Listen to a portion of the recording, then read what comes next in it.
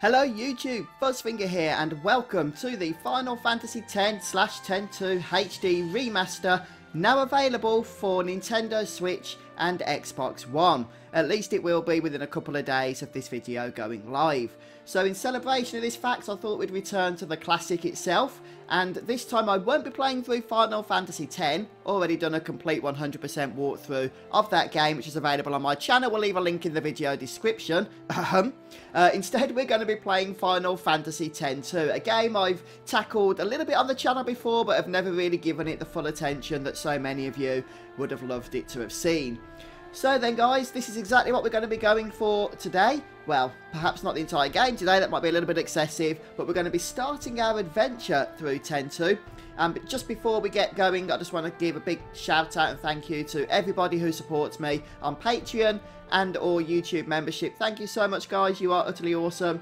Without any further ado then folks, here we go, Final Fantasy X-2, and unfortunately I'm going to have to skip out the opening video that has the pop song, because basically that always causes copyright strikes and all sorts of nasty stuff on YouTube. Can't do much about that, but the rest of the game is absolutely fine, so that'll be the only thing throughout this series that does get cut.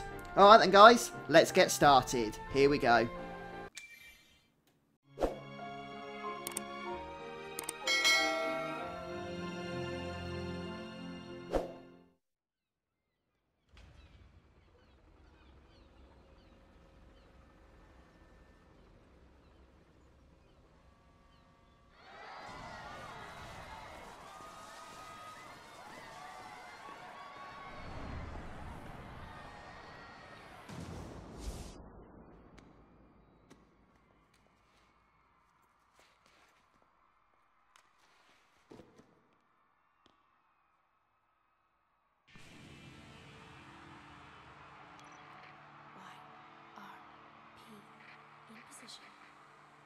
It's showtime, girls.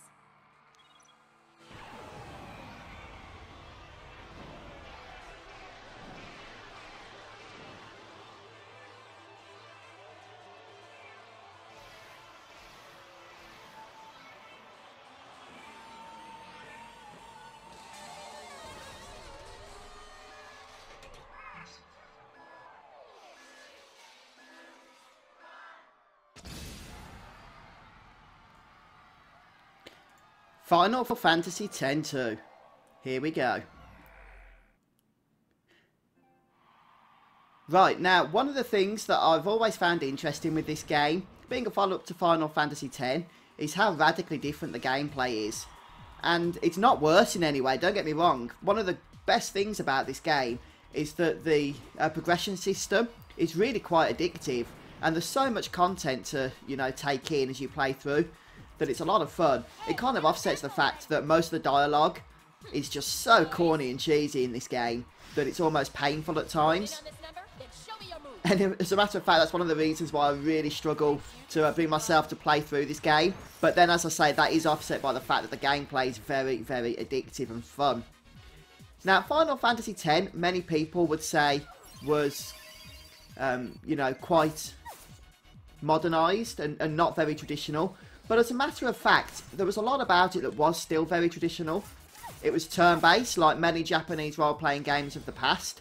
And it is true that a lot of it changed in terms of the sphere grid and stuff. It didn't have a traditional levelling system. Whereas Final Fantasy X pretty much brings that back. So as you can see, this is an ATB system as opposed to a time-based, turn-based system. Which means that once your ATB is full, you're going to want to make a move. Otherwise, the enemies are still going to attack you regardless. And this starting battle here pretty much introduces you to that. I don't think there's a whole lot to steal. I think you can get a couple of things from the goons, maybe. High potion, look. But yeah, Riku, as you can guess, is going to be a pretty good thief at the moment. That's how she starts. And basically, there are various job roles called dress spheres. So like I say, it really does change a lot from Final Fantasy X in terms of gameplay, and takes the Final Fantasy franchise back to its roots, which I think a lot of people really enjoyed. And as I say, it's one of the redeeming qualities about this game.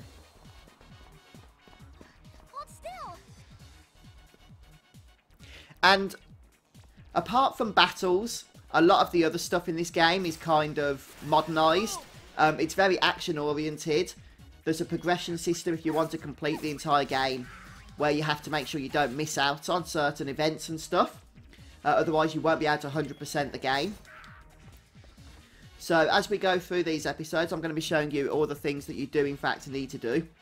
For example, down one of these piers, not this one, there's a Moogle that we need to speak to. Or rather, somebody dressed up in a Moogle's costume. And again, doesn't really do much. But it's important if you want to get 100% progression. So I will show you that. But that is the only thing in the prologue that we do need to do that's optional. Everything else is just going to be part of the story and will have to be done anyway. So I think it's this one. Let's just take care of these goons as we go here. Also, one of the things about Final Fantasy X-2, which is quite interesting, is the fact that your party members will be fully healed after each battle. I believe that's the case anyway. I could be mistaken on that, but I believe that's the case. I might be confusing my Final Fantasies there. I guess we'll find out. Or not, if the Moogle was down here. No, we'll find out. Yeah, the Moogle that we speak to will, yeah, restore health, I was going to say. So yeah, no, forget what I just said then. You don't restore health automatically in between battles. It's Final Fantasy X that happens, isn't it? That's what I'm confusing it with.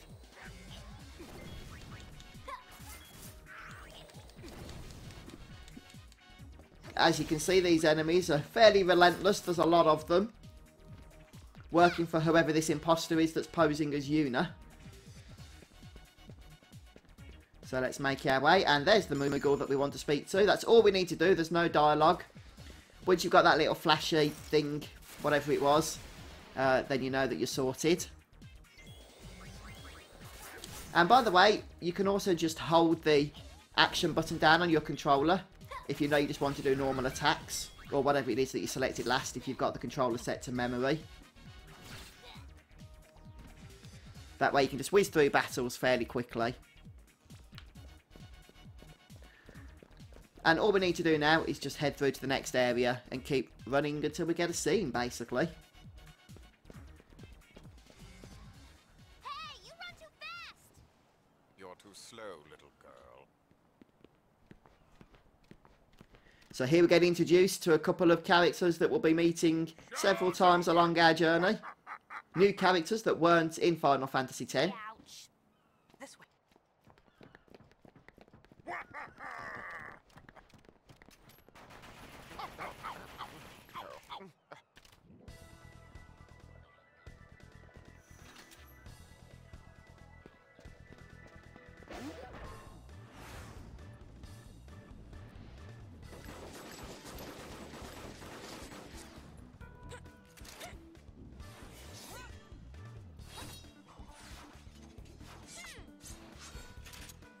Yeah, here's our team for the game.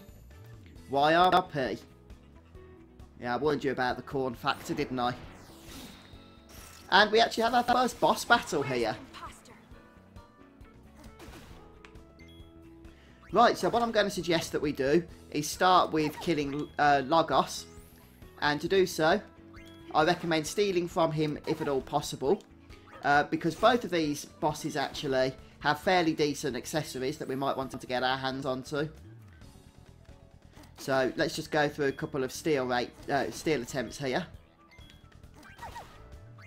And we can keep throwing a few attacks on. There we go, we've got some silver glasses. So while Riku and Yuna continue to attack Logos, we'll start stealing from Ormi. Just repeating the process. Just make sure you stay on top of the health and whatnot of these party members, because as you can see, some of them are a little bit low to begin with.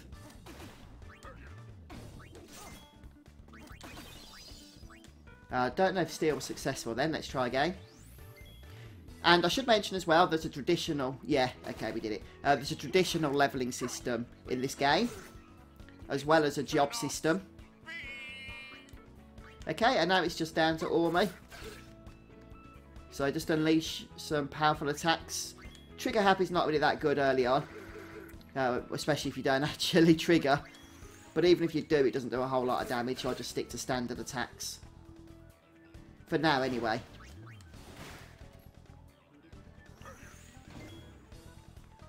Power Break is quite useful. That will actually increase the amount of damage that the enemy takes against your physical attacks. And ranged attacks from Una. That's quite enough sniveling, boys. Persistent, aren't you? My grid. You give us back Uni's garment grid right now. Didn't you girls ever learn to share? Give it back. Very well, it's yours.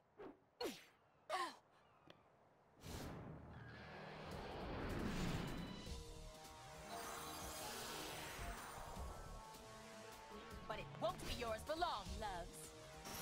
Okay, so in this battle we're going to be introduced to the job changing feature known as the dress spheres. And what we're going to do is change Una over from the gunner dress sphere to the songstress. And we're going to once again begin with stealing from our good friend Riku there. And Pain, I guess, can open with another power break. Now, by changing jobs, Una is going to have access to a different host of abilities. Well, not many abilities actually at the moment. In this case, she has access to the dance ability and darkness dance, which will cause LeBlanc to, if it's successful anyway, to be inflicted with blind. So that'll reduce the damage that our party takes. Now, you notice that Riku stole the glasses there, the silver glasses I think they were, which is another accessory. So once she's done that, you can just get straight on with attacking once more. And Una can't do a whole lot, unfortunately, right now. Outside of Darkness Dance, anyway. I don't think we can change her back, can we? If we could change her back to Gunner.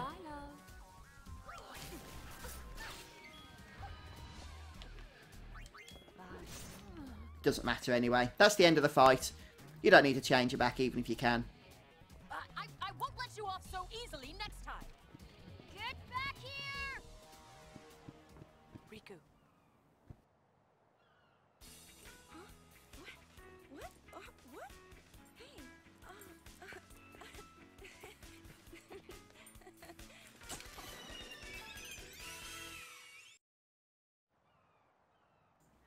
And that's pretty much the end of the prologue. There we have, look, mission complete. So that wasn't chapter 1. It was just prologue. And we get some experience from the battle there. Along with a little bit of gil and some items. 9 potions, not too shabby at all. And as you can see, we actually leveled up as well. My body just started dancing by itself. I didn't know what was going on. I was frightened. Then, while I was dancing, something happened.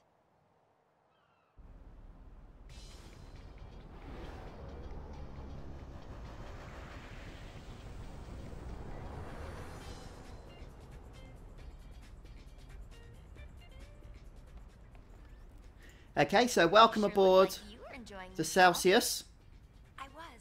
It felt like some other person's excitement just took over. That can happen when you use the garment grid.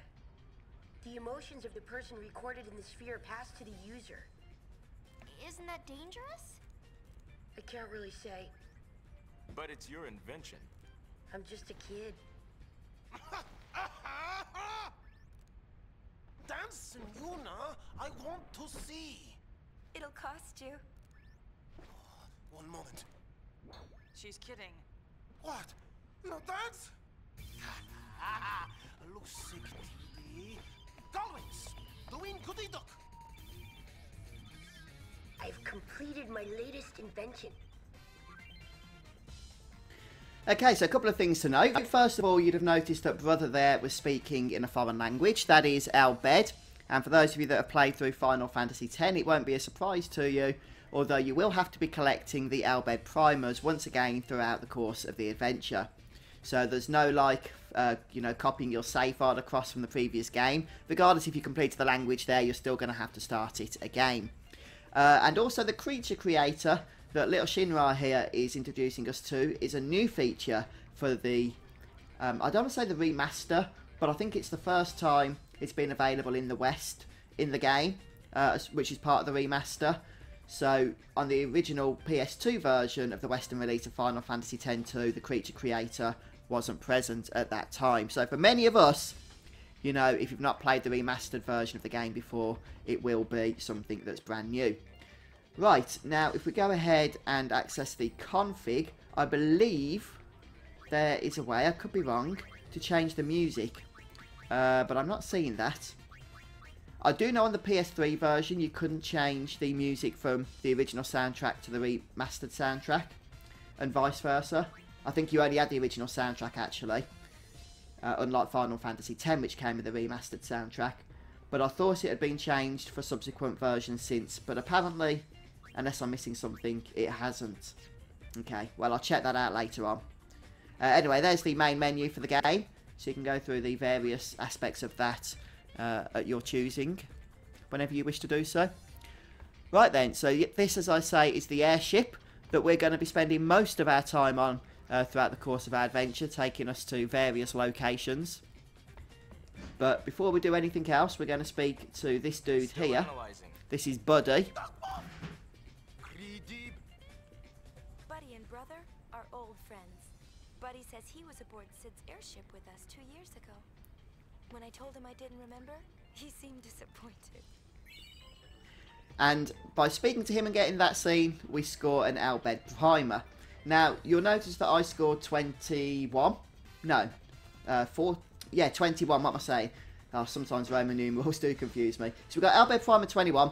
You may not get 21, you may get something else. That's because the order you get them in is completely and utterly random. So I will show you how to get them, and you will complete the Albed Primers at the same time that I do, but you will complete them in a different order. So don't worry about that, that's normal. Speak to Brother next. He really has improved quite a bit. He told me that he practiced, just so that he could talk with me more. Okay, that'll just give us a brief tutorial on learning Albed, and will give us a bunch of primers as well. 3 more, I think, so there's 19. Number 3 and number 27. Let's go! Party! Party! Okay, we also get the Festivalist dress sphere. One thing to note, if you don't get that automatically, you'll just need to speak to Brother again. But you should get that. Right then, so one thing to note is that the dress sphere we just collected there is actually pretty good. And the reason for that is because it has the confuse ability on it, which is quite easy to learn. So, I mean, you don't have to learn that, but it might be something that you want to learn. But we'll sort that out later on. We don't need it right this second. Anyway, the confused status is going to be really useful later on, which is why I'm mentioning it to you, because it will allow you to learn specific enemy abilities that otherwise wouldn't be cast on party members. Think enemy skills from Final Fantasy VII. For example, the White Wind ability, also from Final Fantasy VII, can be learned through the confuse ability from that particular dress sphere. So just keep an eye on that as well. There's also other abilities as well, like Mighty Guard as well. So confuse is going to be a pretty darn useful ability. Right then, so all we need to do now really is speak to other party members. Let's start with This is Pain. Pain. I look up to her as a sphere hunter, and also as a friend. I still don't know her very well. She's not exactly the talkative type. I heard she joined the Gullwings shortly before I did. Riku doesn't know much about her either. What now? So obviously Pain is a new character as well. She was not present at all in Final Fantasy X. We'll speak to Riku in a moment, but before we do, we're just going to say hello to Shinra. Shinra's an Albed. He's a real whiz kid. And you can see the creature creator, which is the new feature that I spoke of a few moments ago. What we're going to want to do is... now let's speak to him again. If we select one of these options, Shinra's Guide to Everything, perhaps. Yeah, using garment grids, that's the one. This is a tutorial that's optional for sure. But if we go through it, we'll actually get a brand new garment grid. Right now we only have the first steps garment grid, although the Vanguard is included for the sake of the tutorial, just to show us how to change. Okay.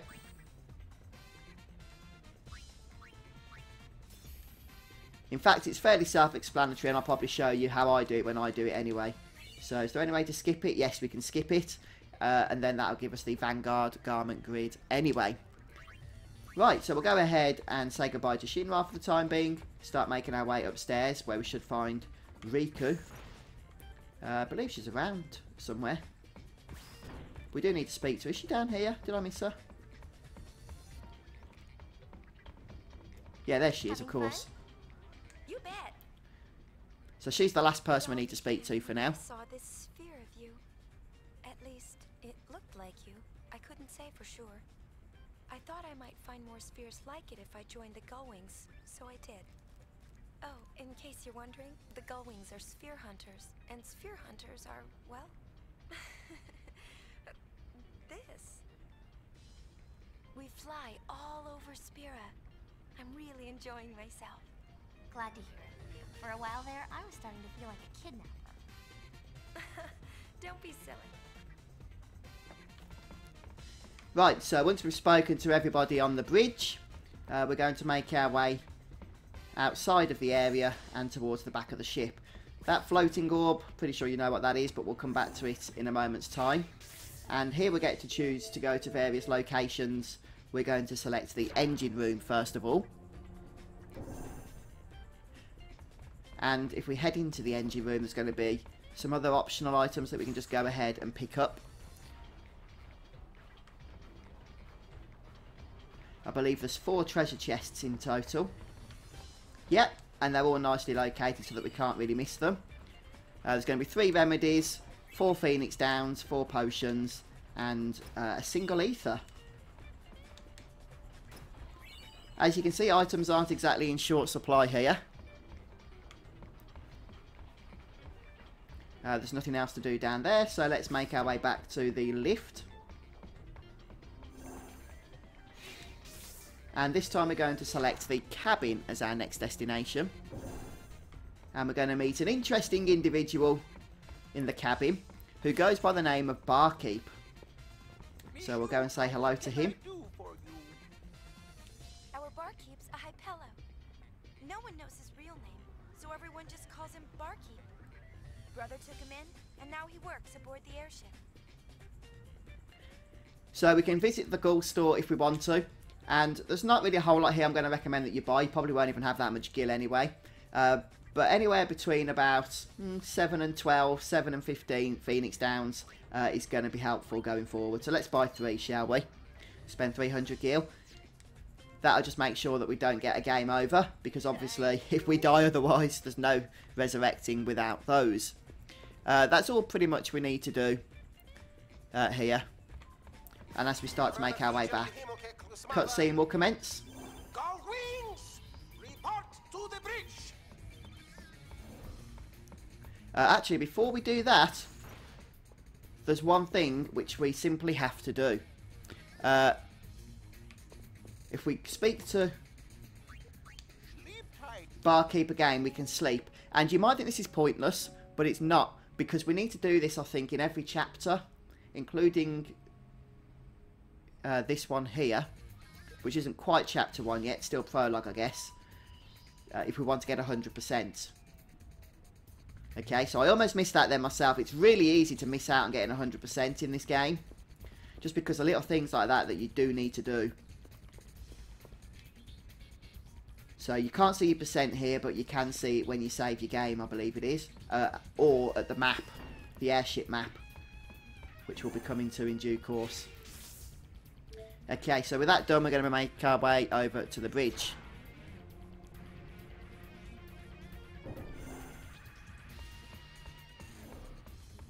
And of course, we're going to go ahead and save our game.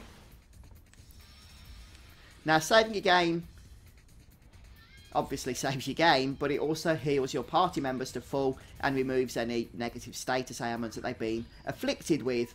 So even if you don't need to save, it's a good idea if you're killing enemies and whatnot just to touch the save sphere every now and then, since that is going to allow you just to restore yourselves back to full health. Treasure sphere waves. They're coming from those ruins they found at Gagazet. All right.